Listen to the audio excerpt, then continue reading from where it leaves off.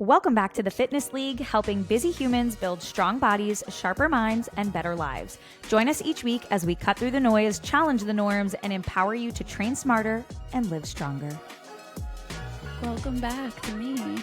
It's the girls back. Today. The girls are running a show. Josh is at for a swim lesson today. So bless him. Was it on like Nickelodeon or something that was like the girls' room? What was that? Amanda Bynes or something? Yes. I'm thinking the something Amanda Amanda Show Bynes or something. Yeah. The girls' room. Speaking of Amanda Bynes, I feel so bad for her. Have you seen what she looks like now? I have. I don't know the story behind it. I don't know all. the whole story. I know she was struggling with like I drugs saw and stuff like for a picture while. or a video and I was like, that's not her. That could be. I know. It's scary. Stunned. We're a gossip podcast now, so we're getting rid of the Q&A. We're just gonna talk Amanda about. Bynes though, like she was like the it girl growing up. Like I loved her. She was I hilarious. loved her and She's the Man. Yes. I just loved that movie for such a long Classic. time. What a classic. Yeah, I don't know what happened. And then I think I read something about her having like a conservatorship, like the way that Britney Spears like Britney, did. I know. Like I feel like all the childhood stars, you just feel so bad for them. Like I think there's a lot of shit we don't know about what those kids went through. I agree. I actually have been ever since Coach Brad put in the group chat. Hi Kai. Yeah. Brief interruption. Yes, you can have sourdough. Yes, go ahead. I have to podcast, okay? Okay. Josh is not here holding down We're the doing fort. great, guys. Doing we already awesome. started this recording once and my mic wasn't on, so we're Yep. re-recording. We're just gonna keep that in there because that's real mom life right now. that is real life if I've ever seen it. What were we saying ever since Brad put in that show recommendation for So Kai? Coach Brad put in one of like the really old like Disney Channel movies. Like first of all, they don't make movies the way they used to make them. No, like they Disney Channel movies were the best. I forget which one he put in. It was like one of the like roller skating ones. Brink. I think Brink. One of those. Kai watched it and he was like, I don't want to watch this at first because at first, like now that our TVs are wide, it was like when the TVs used to be square. So when it plays on your TV, it doesn't go all the way. It doesn't go all the way to the sides. First world problems. He was like, why is it so small? I'm like, that's just how it looks on our TV. But it was cute. So we're like trying to cycle through all like the old 90s movies now, which has been kind of fun and nostalgic for me. We tried Little Mermaid and they were like so unenthused. They could not care less. And I was like, come on. What a like classic. The cartoon one or the new one? Because there is a new 90s cartoon Okay, one. so the cartoon one, yeah.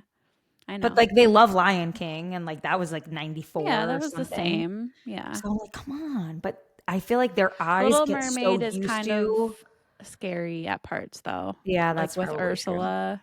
Might not have been the best one. She freaked me out a little bit when I was younger. But I just feel like their eyes get used to like the new age cartoon and then that old cartoon isn't as stimulating for them, which like we like as parents, but like they don't like it as much when they see it because they're like, this isn't it's slower, the colors are less bright, but we know that it's a little bit better probably for their brains in terms of stimulus. Anyway, let's hop into the questions today. So we're going to kick it off. Creatine monohydrate and creatine HCl. Is there benefit to one over the other? What are your thoughts? Just use monohydrate. Yeah. Let's stop overcomplicating creatine. Take it daily. Here's your quick 30-second rundown for any. I don't know if we got any other creatine questions in there yet, but here's your quick rundown.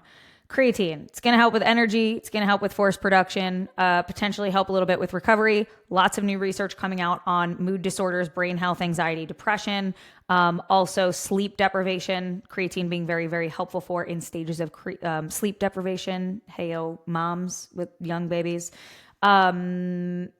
Safe for women. Yes. Safe for men. You don't have to load it.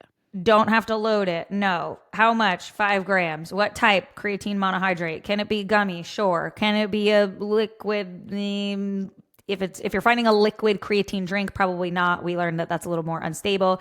Go for a powder or go for a gummy, though be careful with your gummy brands. Not all gummies are created equally. There's been lots Not a, of reels on that lately. I've yep. seen a couple people send it to me, and I'm like, yeah, well, The that's why James Smith one. yes, that's I why we sent it use over to Legion. Miles at Legion to say, y'all should use this in your marketing.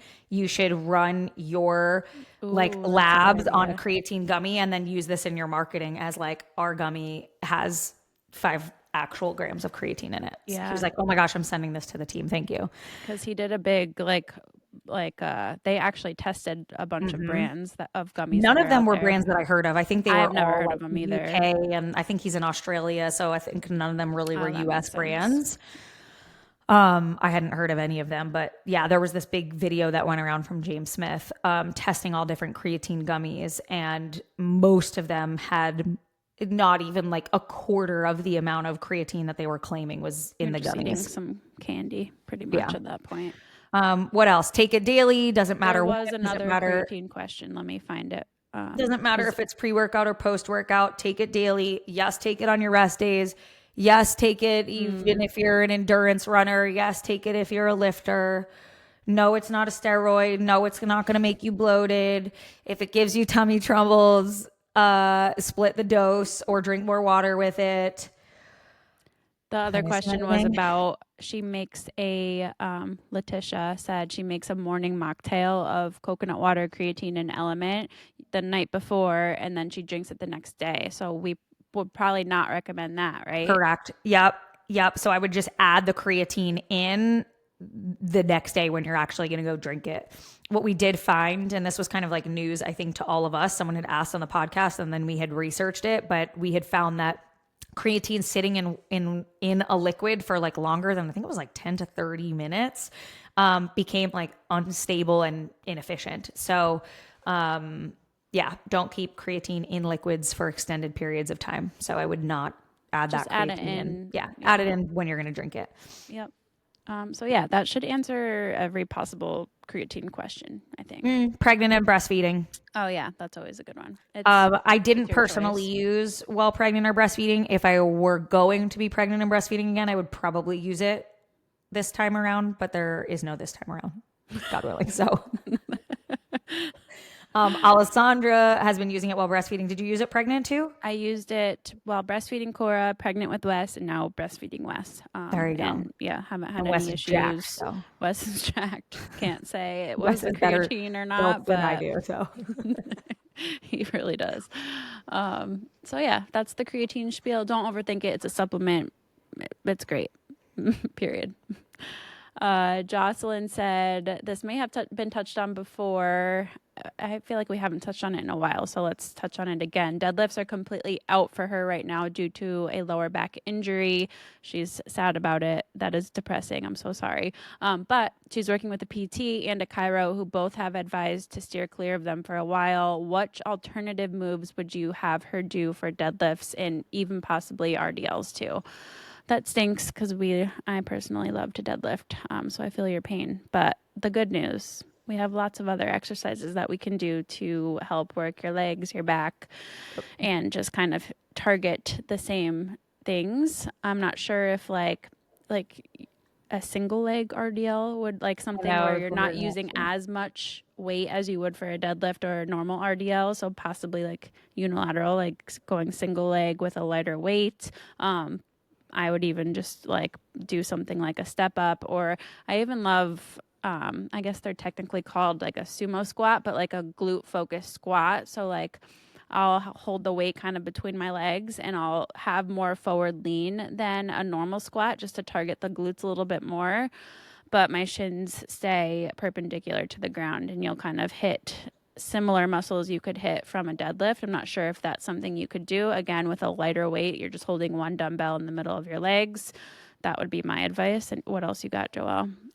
I think it depends whether or not you have gym access. I think a lot of times for injuries that we're trying to rehab, swapping to like a machine version of something where you have a more fixed range of motion can be really helpful during injury rehab. So if it's, loading, if it's well, she said deadlifts, not a squat. So I don't know how she feels But about like still, I loading her mean, spine, but she might not be able to like load her spine in that way.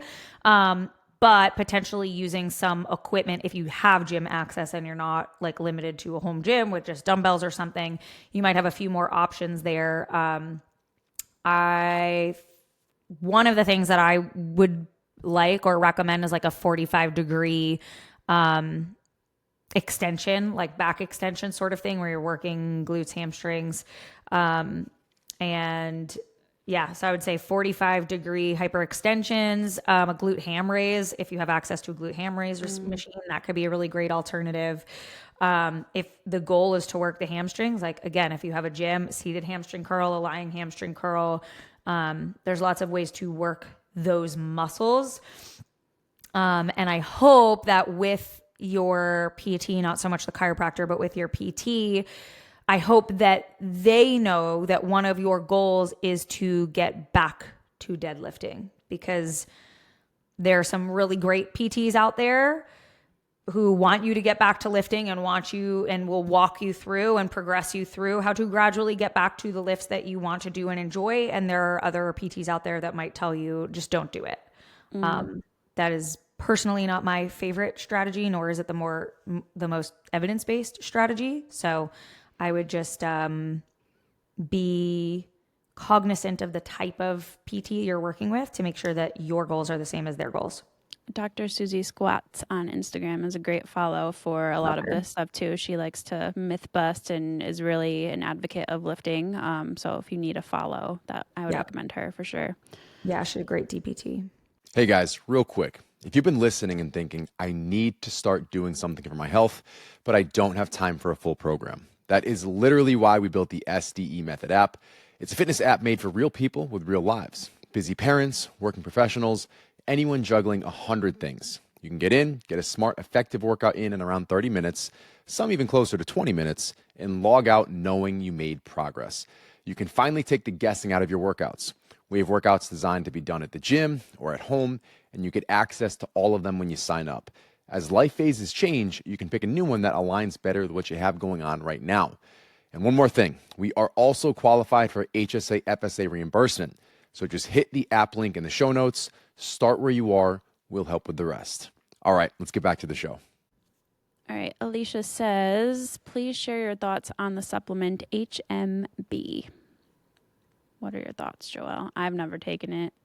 I've got nothing. Didn't Legion come out with something like that? Yeah, and they did send it to me. It's currently upstairs in our cabinet because I was like, I don't want this, which is a great reminder for you guys. Like, don't just take stuff because you have access to it or because it's like a new thing. It's a substance that your body already produces to help you break down leucine, which is an amino acid, and leucine is what helps with protein synthesis, like muscle protein synthesis. So it may offer benefits as a supplement. It might help with like reducing muscle loss, or maybe playing a role in recovery and growth. But I would not bank on it as being any sort of significant needle mover. All right, Jess says, I'm 26 weeks pregnant and core moves are starting to just become uncomfortable. Any recommended moves for this period, or should I just lay off for the remainder of pregnancy? I wouldn't recommend laying off. Well, first of all, you're going to hit core if you're strength training in general. Like if you're breathing and bracing properly and strength training, your core is quote unquote activated. So I wouldn't overly stress about that. But there are certain movements you can implement, in my opinion, that aren't like crunches. I'm assuming you probably are doing some sort of crunch or spinal flexion where you're in that position, like where most of us think of core exercises, but your core isn't just your six-pack muscles, right? Your abs, it's your entire trunk, front and back. So there's a lot you can do. I love Palloff presses, side plank variations, what else? Like core rotations with a cable or just a regular band, just to throw a few out there. Also weighted marches, like holding the weight either in the goblet position, by your sides, or even overhead can be great. Yep. Those are like probably my top, even non-pregnant core exercises too. Yeah, same. I was going to say marches.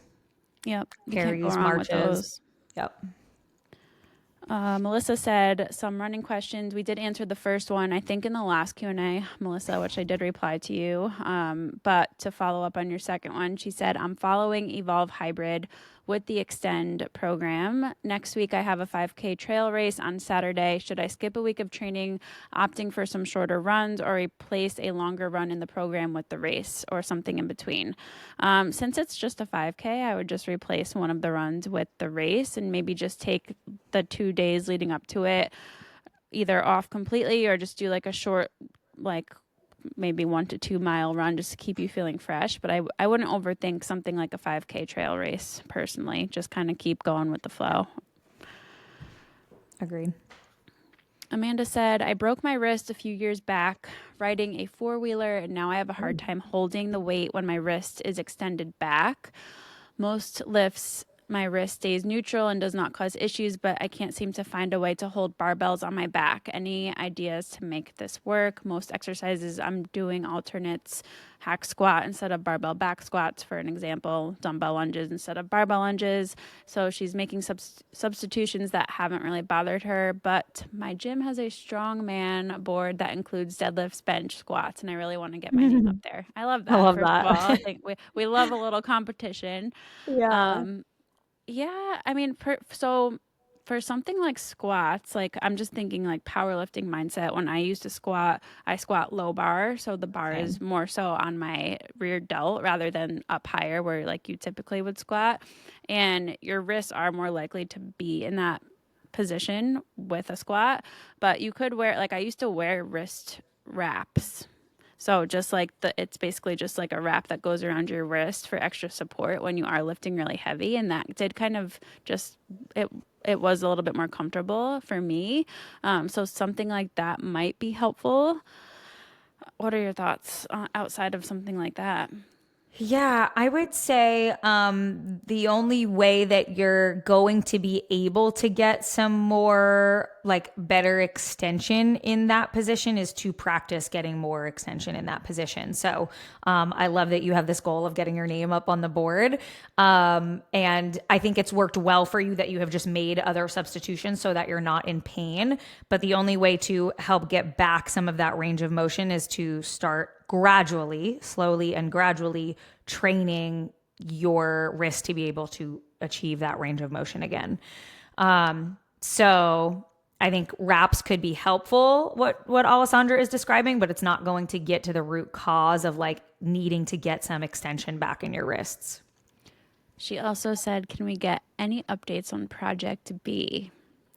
This is scary because Josh is not here and we might fuck something up. We might say something wrong and then get in trouble. Josh is going to yell at us. What if we do this instead of giving you an update right now? He's probably still going to yell at me, but we're going to roll with it. Oh God, I'm If scared. we get a certain number of shares on this podcast episode or of just the podcast in general, and you tag us on Instagram, Joelle, Josh, and myself, just share the podcast, whether it's like, hey, I listened to this podcast, I love it. You can share a specific episode. It doesn't have to be this episode. If we get, how many should we say? If we get at least 10? I was going to say 20. 20? I know 10 feels like nothing. If we get 20 podcast shares, again, doesn't have to be this episode, but share the podcast on your stories and tag us. If we get 20 of those by Sunday evening, I'll give them like the Sunday full week because this comes out Thursday. This will come out Thursday. Tomorrow. I don't know. Tomorrow. I think it'll, well, I don't know. Whenever you guys edit and produce it. So you have from Wednesday to Sunday to share a fitness league episode. And tag us so we see it. And tag us so we see it. And then we will be forced to release an update that is something they haven't heard yet. Yeah, we'll share something. We got to give them, like, if they're going to do this, we got to give them a tidbit that they don't know about yet. It will be good. We're going to get Josh's approval. So I'm not going to say what it will be yet, but we're going to share something that we haven't shared yet about Project B. We already got denied this morning when we tried to share something on our Instagram Josh story. like, can I share this? I was like, don't do it. Josh will yell at us. I feel like that's fair. That's fair, right? That's fair. Okay. Go to work, team. Yep. Moving on. Anonymous member 842, she said, "Good morning. I'm posting anonymously because I'm not yet ready to share, but I am currently 7 weeks pregnant. Congratulations. First trimester symptoms are hitting pretty hard, but I do have my better days. Any advice on how to calculate how much protein to eat as the pregnancy progresses? I want to make sure I'm at least tracking protein and fiber. I know you created the guide in the app on how to calculate macros, but I'm not sure if pregnancy would change that. Thank you for all that you do." And Josh, she did leave a 5-star review on Spotify. She said, "I'm finally leaving a 5-star review on Spotify. Always listen to the love it. podcast when I'm driving, so I forget." I love that. Thank you for leaving us the review. Yeah, first trimester, I mean, for you, Joelle, it sucks way more than it does for me. We were just talking about this in the group chat. Actually, one of our coaches is pregnant and just looking for breakfast ideas. So yeah, protein can be rough in this stage for sure. So know that you're not alone by any means.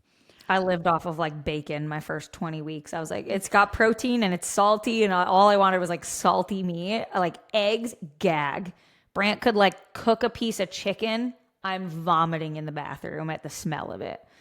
And like, yeah. Anyway, she did ask too about how she would calculate her protein based on the guide that's in the app. Would that change for pregnancy? And I would say not necessarily. It's probably a really good starting point for you. As you get more and more pregnant, that's when your caloric demands increase. Certainly first trimester, barely even second trimester, do you need much more than usual. The myth of like eating for two, let's let that die, please. But yeah, right now at 7 weeks, you certainly don't need any extra calories. But I would say what the calculation is in there for protein for now is probably a really good starting point. Yeah, I pretty much ate the same protein intake throughout pregnancy, maybe a little bit higher just because it was like by the end when hunger did come up a little bit more, it just was satiating. And I kind of it was fine. But I wouldn't you don't need to drastically increase your protein just because you're pregnant.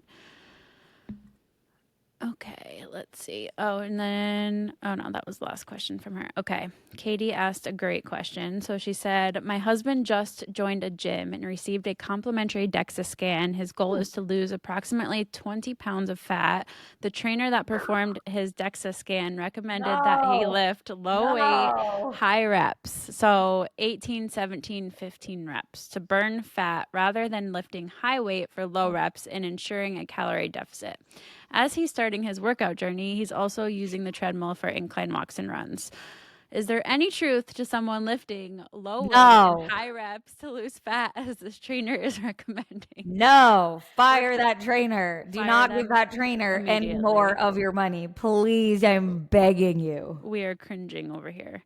If you could see my face on YouTube, if you're watching this on YouTube, you just saw This drives me nuts, though. The joy leave my eyes. But I feel like, yes, some trainers are just uneducated, and also they will just spew stuff like this to keep you coming back to them to train with them. Right. At the gym. Which is worse? Is it worse that you don't know when you should know, or is it worse that you possibly do know and you're intentionally being misleading people? I think I'd rather you just be stupid than be misleading. Would you though? I don't know. I appreciate you asking this question because now you can go back to your husband and say, "Hey, don't do this." These two girls on this podcast that listen to. These two idiots with the microphone. But for real though, when it comes to it's not even that high reps is bad. We're not saying that, but when it comes to fat loss, it's mostly the calorie deficit from your nutrition that's driving that. If you enjoy lifting high reps and lighter weight, that's fine. You just have to make sure you're still pushing the intensity to a point where you're 1 to 2 reps shy of true failure at those high reps. As well as if you prefer lifting low reps, heavier weight, it's the same thing. That intensity needs to be at a point where you're leaving 1 to 2 reps in the tank. You're just shy of true failure. You will see progress regardless of the reps that you prefer. But to say that high reps is going to make you lose fat faster is just wrong, not true. It's an uneducated opinion and not a fact at all. I want to give a quick little example because I was like, Alessandra and I tend to train a little bit differently, more so when you're kind of in your powerlifting era. Sometimes when you have a meet, I don't know if you ever really had to do this based on where your body weight landed, but powerlifters sometimes have to cut weight to get to whatever class they're going to compete in, whatever body weight class they're going to compete in. They are lifting very heavy weight for very low reps, low volume, high intensity. They sometimes still have to cut weight. But how? How could they lose weight if they're lifting heavy? That it just doesn't even make any sense logically. No. Yeah. So anyway, fire that trainer, but that's very cool. He got a complimentary DEXA scan. Yeah, that I was impressed I'm with, into that. You don't see that. Usually it's like in body, which maybe, I mean, I don't know. Anyway, yeah, not. DEXA is the gold standard, so that's pretty cool if it actually was a DEXA. All right. Brooke said, I know that you have said you aim to stop eating 3+ hours before bed. Is there an age you think this is more applicable to start, like kids versus teenagers versus adulthood? How do you approach after dinner / bedtime snacks with kids, or is this just not a thing in your homes? Well, I definitely don't limit to 3 hours before bed because my husband doesn't even get home till like 7 o'clock, and then we eat our dinner together after the girls go to bed. So it's like between 7:30 and 8 when we eat, and we're in bed at 9. So we don't follow that rule in our house. What I could also tell you is if my girls eat dinner too early, then they want 5,000 snacks before bed because they're too hungry to go to bed. So yeah, I mean, at this current age with my kids, it's definitely like, no, you can't have a snack because it's 3 hours before bedtime. But we don't follow that with the kids. But I mean, we don't follow that with the adults in my house either. So this is one of those topics that, like, I know Josh talks about this topic a lot. And the reason why he started doing it was because of all of his issues with Barrett's esophagus. And if he were to eat before bed and then lay down, like, he would get intense heartburn and just burning in his esophagus because he wasn't fully digested. So is there truth to, like, possibly sleeping better for that reason? Maybe. It's one of those things that you have to do whatever fits best for your lifestyle. So if you if you're like Joelle and you guys just simply cannot eat earlier, that's fine. This isn't going to be like a make or break thing, but you can experiment with what works best for you, how you personally respond best. And as far as your kids, I don't think there's a right or a wrong either. Like Joelle said, they might get hungry before bed if you do make it too early. We all kind of eat at the same time, and our kids are usually done eating no later than 6. And Cora's, I mean, you have to look at it this way. They're going to bed a lot earlier than us too. So Cora's in bed by 7. Wes is in bed by 7. Kai goes to bed at 7:30. They ate way sooner than 3 hours. So I wouldn't say this is like a hard rule you have to implement. If it makes sense for your lifestyle and you feel better and your kids feel better and it's all fine and dandy, great. If not, it's also not going to hurt you. So don't overthink it, over stress about it. Listen, if you're tired of the all or nothing cycles, the diet starts Monday, the I know what to do, I'm just not doing it feeling, we should probably talk. Our one-on-one online coaching isn't just about workouts and meal plans. It's about building something that actually fits your life. No cookie cutter templates, no guilt, just real coaching and real results. Plus, we've got a pretty big team, so we can even pair you with an expert who actually understands your lifestyle because they've gone through it too. If that sounds like what you've been missing, check out the link in the show notes to apply for coaching. Then we'll send you the link to book a free, no obligation consult call with our team. There are no hard closes. We won't even take your credit card over the phone. You'll get the details to sign up on your own time. And more good news, we are in fact qualified for HSA FSA reimbursement. One last thing, we even offer a 30-day money-back guarantee, so you have nothing to lose. What are you waiting for? Spots are limited, so apply today. All right, let's get back to the show. All right, Mia said, I have bilateral stress fractures in both my heels. I was running about 4 to 5 days a week, 100 miles a month-ish, and lifting 3 days per week, so I wore my feet out. I'm not cleared to run yet, but I may be approved to swim. To me, swimming is not comparable to running because I just love running, but cardiovascular-wise, I don't want to lose all I've built up. So do you think swimming will help me maintain my cardiovascular fitness for when I someday get cleared to run? Any novice swimming workout recommendations or pages or people to follow? Yes. Swim. Keep swimming. Just keep swimming. Just keep swimming. It's a great cardio workout. It's a great cardio workout. Definitely a different type of cardio workout. I actually love swimming. When I was in college doing my master's, and we were basically just like lived at our school 24/7 as grad assistants and grad students, I would often go to the pool to swim as my cardio. And I was so bad at it at first. I was like, I can't swim long enough for this to even feel like a workout for me because I'm drowning. I feel like that's how I would be right now. But eventually, like, I got better at it and I got good at it. And then I ended up doing like a sprint triathlon. And anyway, just start. Like, I would not even say like aim for a specific workout. For me, it was just like starting with laps, swimming laps back and forth in a big old pool, trying to focus on like my breath during swimming and not looking like someone who's never swam before when I was swimming.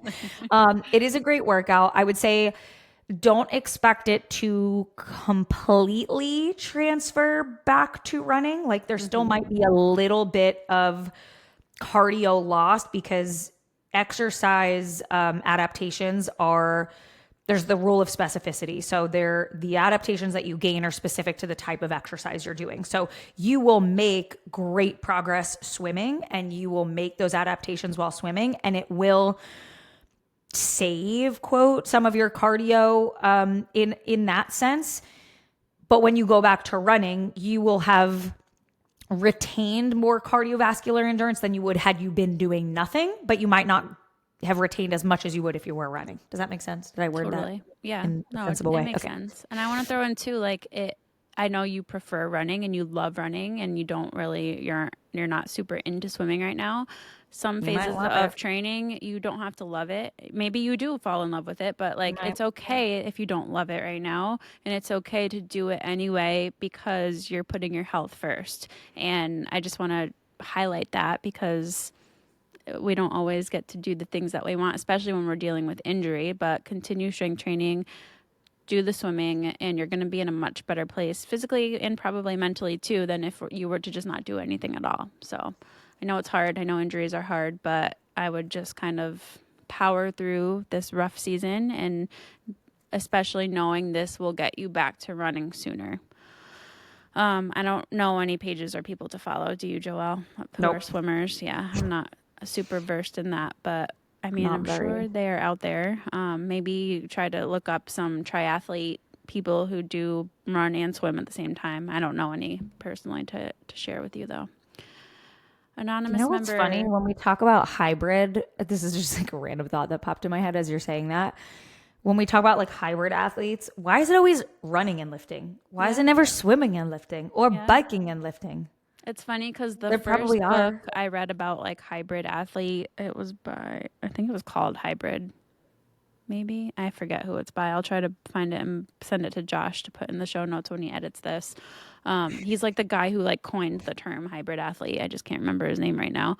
He wrote the book, and I think he touches on that in the book. It's like it doesn't have to be running and lifting. It can be literally whatever you want the two sports to be that are kind of like opposing, if you will. So I thought that was interesting because, I mean, right now that's the trend is running and lifting. And I think that's just because of High Rocks and like what High Rocks is. But it doesn't have to be. No, it doesn't have to be. You could be a hybrid swimmer lifter girly. Let's start a new trend. I'm going to just start swimming laps in my pool. Hybrid. Hashtag hybrid athlete. You are. You are, though. There All right. go. Anonymous member 863. Can you talk about fat loss postpartum while trying to keep your milk supply from dipping? We need to probably do a episode on this, don't we? No, I was going to say we need to do a full episode on this. We haven't done it yet. We did one like this. I think we keep saying we're gonna. Oh, we've just talked about it enough times that I've convinced myself we've done it. And then it's never happened. Let us know if you want a full episode on this. Probably, because it does come up often, at least in my Q&As. I don't know about yours, Joelle. Yeah, for sure. I feel like it's I think the hard part about talking about this is because it is so individual. So it's not like we can give you a clear, okay, you should eat this many calories, or like this is the deficit you should be in and it's always going to work. Milk supply is such an individual thing, and like for some people, we've had clients who literally cannot enter any sort of deficit without seeing a dip in supply, and we've had clients who are fine entering a pretty steep deficit and have no issues to their supply. So it's so all over the place that you literally cannot put any sort of calculation on it. Yeah, it does require a lot of trial and error. And this is an instance where I actually think that having the objectivity of having a coach do that alongside you is really, really helpful, because it's very hard to be objective about your own data and like, oh, like I was in a deficit for a day, or like I ate low calories yesterday. Did I feel a dip in my supply today? The baby was a little cranky today. So like, was it a dip in a supply, or like, was it just their teeth? Was it just this? Was it that? And unless you're exclusively pumping, like you probably don't know what your exact output is all the time. So then you're going off of like a very inconsistent baby's cues. And another. Also, something you reminded me of, as your baby gets older, your output may not be more volume wise, but your body, it's more caloric. So it may seem like your supply is dipping if you didn't know that. And then your supply is totally fine because they're getting older, and that's how it works. Right. Yeah, I think it, and what also happens is exercise kind of gets lumped in as like, oh, it was the exercise that tanked my supply. I was like, well, no, maybe it was when you reintroduced exercise, you started eating a little bit differently, or like you started going low carb or whatever it is. So like Alessandra said, it's so individual, because we have some people who their bodies are super sensitive to a deficit. Other people, like I and I don't think you either, have ever had issues with dieting in the past and breastfeeding. I've always been able to keep a solid supply. But it depends on the person. Like it's not one size fits all, and it's really hard to trial and error on yourself objectively. So if I could give one piece of advice, honestly, it would be, if you can, to work alongside a Levolution coach. I'm not going to just say a coach. I'm going to say our coaches, our coaches who can potentially walk you through that. And you guys would be able to even customize like your check-in data, like your daily data, like how did milk supply feel today? Like how was supply this week? Did we notice any dips? That way we're really, really keeping tabs on how that deficit is potentially affecting supply, if at all. But I think that's a great example of like people utilizing our pre and postnatal coaches really, really well. Agreed. All right. Pristine said, are peptide supplements worth it like they say? I don't know who they is. Josh and I answered this relatively, what is the word I'm thinking of? What are words? Not soon. We haven't done this relatively soon because it's in the past. What is the... I was going to say soon. Recently? No, we've done it. We're a mess without Josh today. It was in a recent episode? Recently. That's... I just said that. Relatively recently is the word I was looking for. We're doing so great, guys. This isn't a look into life lately. I don't know what else is. We did cover this relatively recently because I don't remember if someone asked about a specific peptide or if it was just peptides in general, but Josh and I had done some like digging on peptides so that we could answer this question. So I know we did like a really thorough explanation of this. Asking about peptides is like asking about supplements. It's like, oh, are supplements worth it? Like which ones? Some maybe not. So peptides kind of falls into a similar category like GLP-1s. Those are technically peptides. BPC 157 is like a very, common one that people hear about. So it depends which peptide and what you are hoping for it to do. So it depends is my I will short say answer. If it's somebody who's like made their whole page about peptides and trying to sell them to you, then I would say don't listen to them. Like get your research from a doctor or from elsewhere. Because I've seen a lot of that floating around too about like microdosing GLP-1s and like all of this crazy stuff. And you guys, you need to be careful because it is a medication. We don't want to just play around with these things. I feel like there's a whole side there that can be really dangerous. So, yeah, that's all I wanted to say there. All right, creatine we touched on. Last question of the day. I'm 1.5 years postpartum, still breastfeeding. I know hormones can play a role, but any advice on avoiding knee joint pain? I'm following builds and I'm finding my knees feel like I'm an 80-year-old when doing some of the lower body exercises. Wasn't sure if it's hormones or if I'm doing something wrong.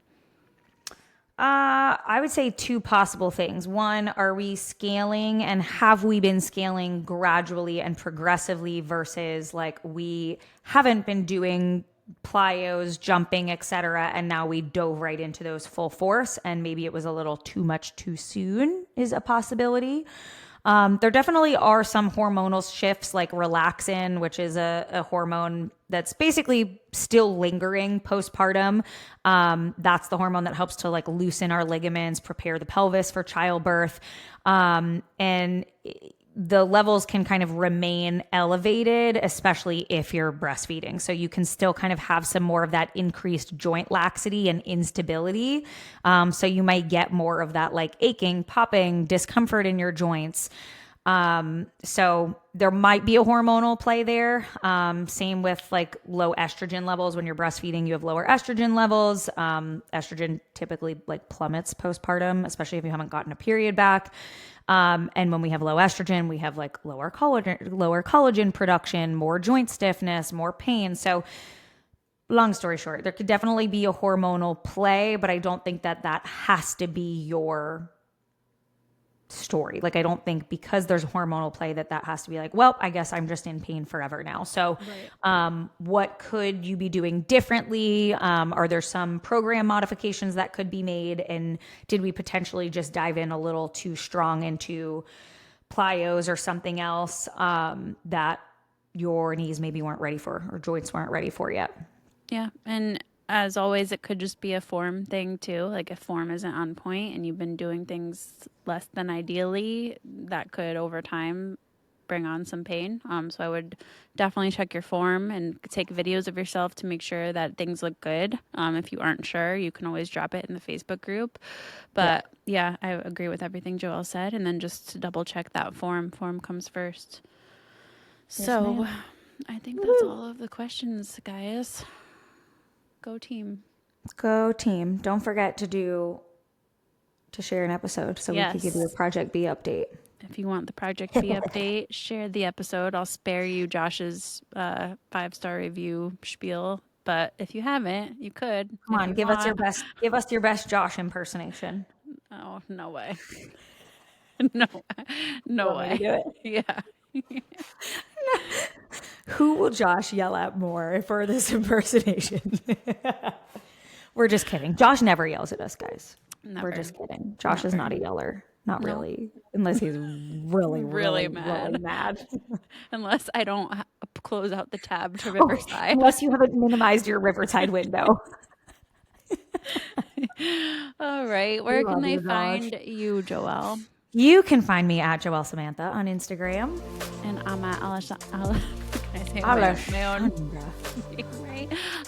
Skutnik, and we will link all of the things in the show notes. And see you guys next week.